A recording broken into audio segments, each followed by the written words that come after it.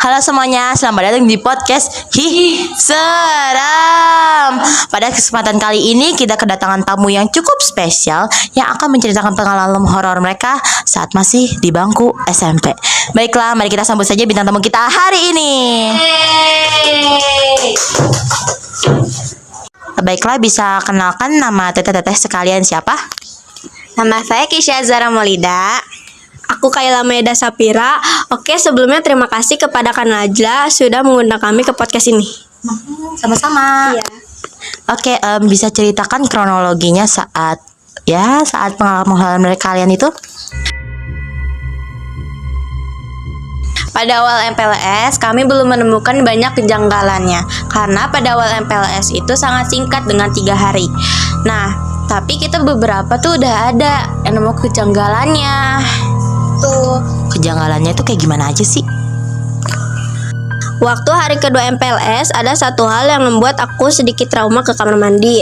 Soalnya waktu kita lagi istirahat, kita ke kamar mandi, tapi ternyata kamar mandi itu tuh udah terkenal angker. Nah, di kamar mandi, Keisha dan Kirana masuk ke kamar mandi sendiri-sendiri, yang ngebuat aku sendiri di luar kamar mandi. Tapi nggak lama mereka masuk. Aku dengar ada suara yang manggil nama aku dengan suara Lilis. Kayak gimana sih? Kayak gini bukan? Kayla. Iya gitu. Serem banget sumpah ih.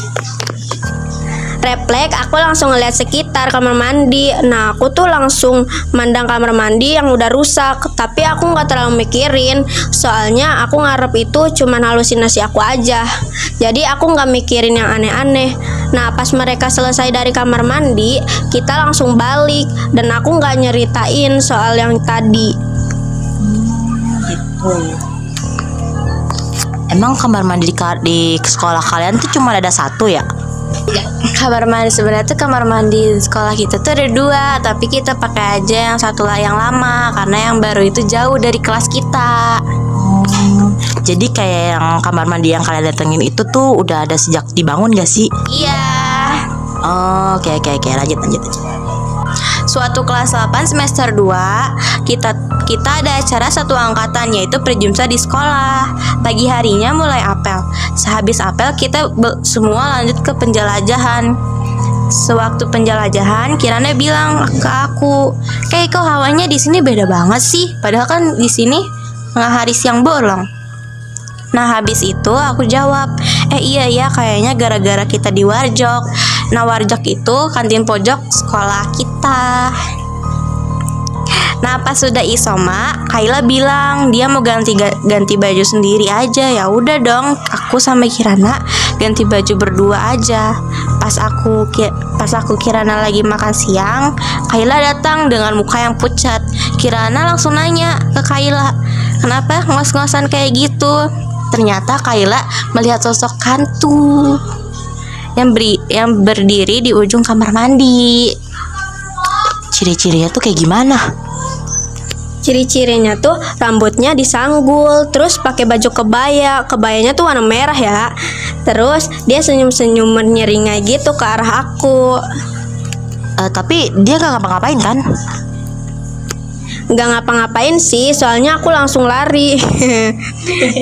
Nah, udah malam nih, kita lanjut jurit malam. Jurit malam tuh apaan?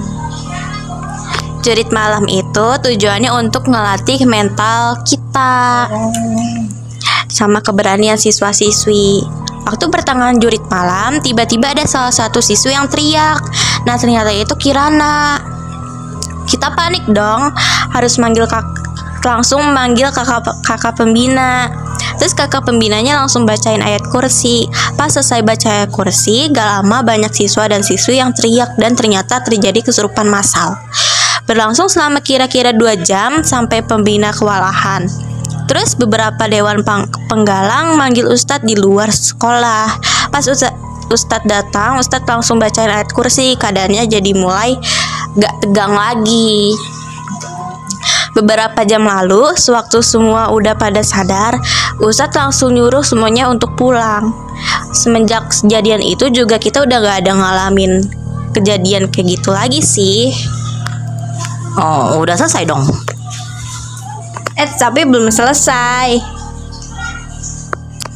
Lah belum. Tak kira udah. Ya wes deh lanjut. Nah, kita langsung loncat ke kelas 9 aja ya. Nah, waktu itu tuh kita lagi ngerjain ujian setengah semester. Keisha bilang ke aku kalau tingkah Kirana jadi beda. Beda kayak gimana sih? Kirana tuh jadi pendiam, gak mau main sama kita. Terus suka ngobrol sambil senyum-senyum sendiri. Serem banget. Sehabis ujian setengah semester selesai, kita semua udah jarang main lagi sama Kirana. Kirana juga udah jarang masuk sekolah. Jadi kita mutusin buat ngunjungin rumah Kirana. Nah, waktu sampai di rumah Kirana, ibunya Kirana ngejelasin kondisi Kirana. Kirana jarang makan. Kalau dipaksa juga dia nggak mau, malah dia teriak-teriak gak jelas. Dia juga jadi sering ngurung diri di kamar. Terus dia juga jadi jarang komunikasi sama orang tuanya. Beberapa hari kemudian kita dengar kabar dari orang tuanya Kirana kalau Kirana itu jatuh sakit. Kita juga merasa kasihan pada Kirana karena waktu mau gimana pun Kirana itu tetap teman kita. Akhirnya kita pun mutusin buat ngejenguk dia. Nah, waktu kita sampai di rumahnya, kita kaget Kirana udah tergeletak di lantai ruang tamunya. Kita berusaha nyari bantuan ke para tetangga Kirana.